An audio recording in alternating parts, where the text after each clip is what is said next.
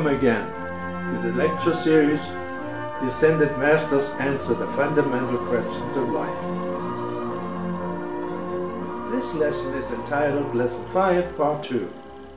The title of Part 2 is The Second New Age Dispensation. After the ascension of Mr. Ballard in 1939, the entire literature of the I Am activity was no longer available to the general public. Some of them are made available again to the general public in the 1980s. The books were never translated.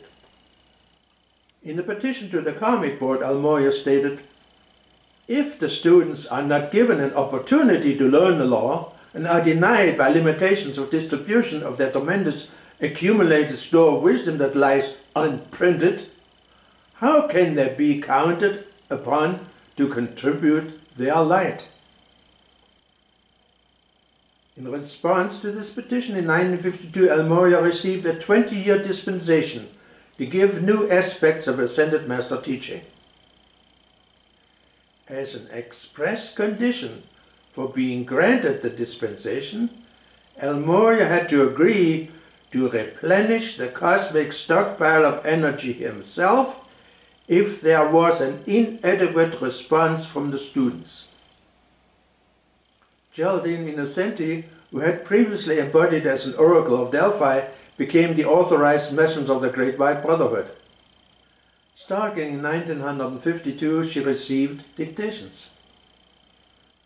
Almoria explained, "It was the purpose of reaching millions of students that this endeavor, named Bridge to Freedom, was started, not as a new activity, but as a complement to the former, as supplement, not as a competitor."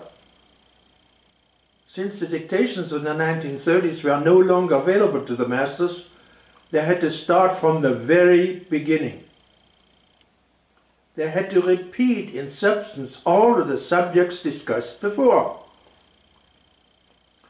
However, many new subjects were added and discussed for the very first time. How was the Bridge to Freedom implemented?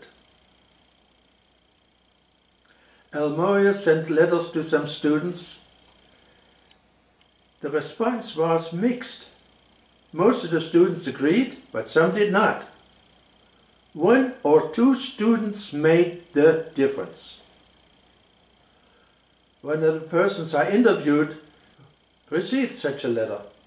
His name was Roger Ancona. He told me that there was a meeting at the Planters Hotel in Chicago where Almoria, Miss Innocenti, and some other co-workers met. These individuals became the founding members of the Bridge to Freedom. Roger told me that Almoria also has a lighter side. Almoria told the co-workers at that meeting that all the nuts were meeting at the Planters Hotel. Where did the name Bridge to Freedom come from? Almoria explained that the Ascended Masters were building a vertical bridge connecting the realm of the Ascended Masters with mankind. Almoria had hoped to bring the new activity in as a supplement to the St. Germain's ongoing effort under the I Am activity. Until the end, he had hoped to obtain Mrs. Ballard's support, or at least to avoid her active opposition. As part of Almoria's effort, the first issue of the Bridge to Freedom journal was sent to Mrs. Ballard. However, Mrs. Ballard refused to cooperate. According to Alice Schutz, Mrs. Ballard appeared before the Bridge to Freedom group in Philadelphia, declaring she was the only authorized messenger. Regarding the teaching of the Bridge to Freedom, the Ascended Masters commented as follows. Archangel Uriel explained on May 16, 1954. Genesis and all of succeeding biblical law is being written again. It is a Bible made of the energies of the archangels, the cosmic beings and Ascended Masters, that will stand for the rest of the civilizations being brought forth on this planet Earth. The Mahachohan added, "We are writing a whole Bible, a Bible that will be read by millions of people long after you have come home." The Masters also said that the task of the Bridge to Freedom will never be complete until the very last live stream has crossed this bridge of light on the way to his ascension. When and where did the dictations given through Geraldine Innocenti take place? In what way were they given?